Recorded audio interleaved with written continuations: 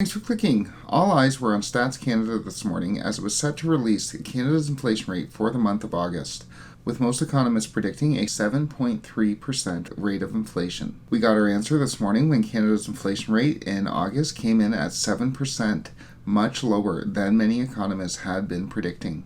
But the real question is, how long will it take for Canada's inflation rate to get back down to normal?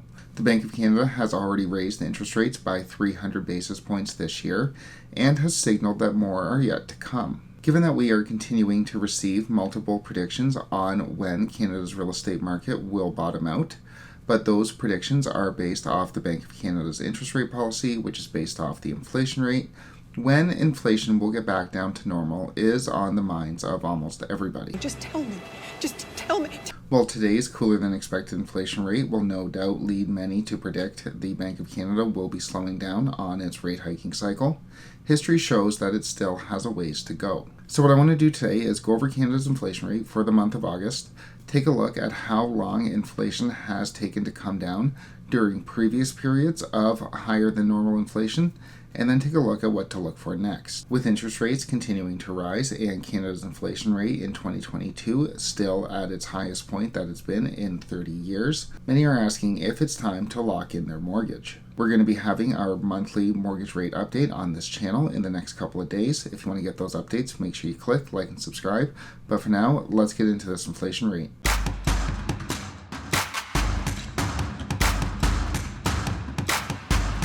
As mentioned, Canada's inflation rate came in at 7%. Excluding gas, it came in at 6.3%, which was down from the 6.6% that we saw in July. So definitely good news and definitely in the direction that we want to see. But inflation is still far, far too high, and although growth in shelter prices slowed, the price for groceries rose at its highest level since 1981. And while, like we said, this will no doubt lead to calls for the Bank of Canada to slow down the pace of its rate hikes, I want to start right away.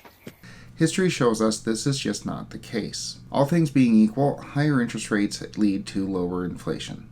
The Bank of Canada notes that the effects of interest rates are not instantaneous and can take some time to work their way through the economy. Though estimates do vary, it usually takes about 12 months for interest rates to start affecting prices, where we see the rise in those prices start to slow. So let's take a look at some examples to see how long higher interest rates took to slow down Canada's inflation rate. Canada's inflation rate peaked in 1981 at a rate of 12.5%. During 1981, interest rates ebbed and flowed between 17.25 and 22.75%. So the prime rate was, at minimum, 5% higher than the inflation rate. By 1982, the inflation rate had fallen to 10.7%. So a prime rate 5% higher than the inflation rate got us a 2% drop in inflation, and that took 1 year.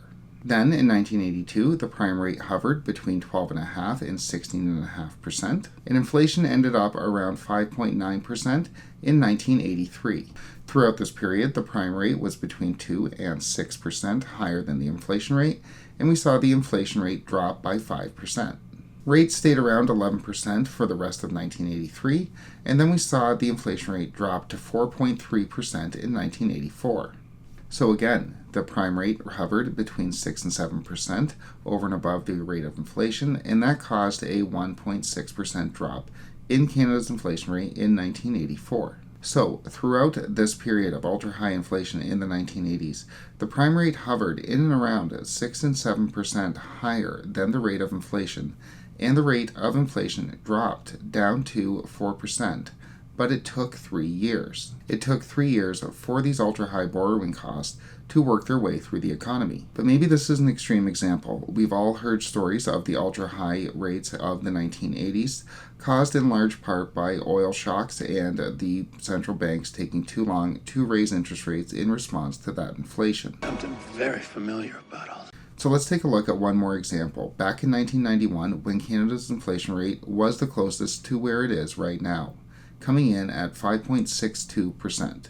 In 1991, the Bank of Canada held the prime rate between 8% and 12.25%, and by 1992, inflation had fallen to 1.49%. So again, in 1991, the prime rate was between 3% and 7% higher than the rate of inflation which brought down our inflation rate by 4%, and that took just 1 year.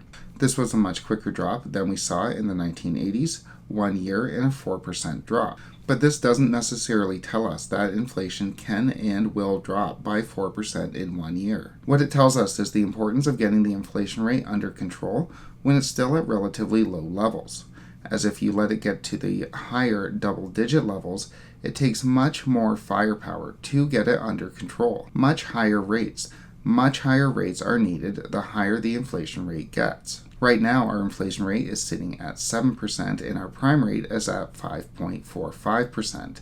So it's still 1.55% lower than the rate of inflation. As we've talked about on this channel before, when the cost of borrowing is lower than the rate of inflation, it encourages more borrowing, which encourages more spending, which pushes up the rate of inflation. So while the rate of inflation in August is definitely good news, and we are going to no doubt see more calls for the Bank of Canada to slow down the pace of its rate hikes, knows me better than I know myself.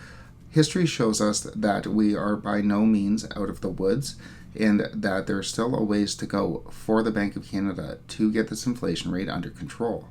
It's not instantaneous, and as we saw when we compared the 1980s to the experience with inflation in 1991, when you let the rate of inflation go to double digits, it takes much more firepower, much higher rates to get that inflation rate under control, which, given our debt levels, the Bank of Canada obviously wants to avoid. So I don't think they're going to slow down very much on the pace of rate hikes. They might go 50 basis points instead of 75 at that October meeting, but I would expect them to continue to raise rates for some time. We still have a prime rate much lower than our inflation rate, and until those two rates switches, I think inflation is going to continue. With that said, we'll obviously have an update out on the Bank of Canada's decision on this channel. If you want to get those updates, make sure you click like and subscribe. But for now, thanks so much for watching.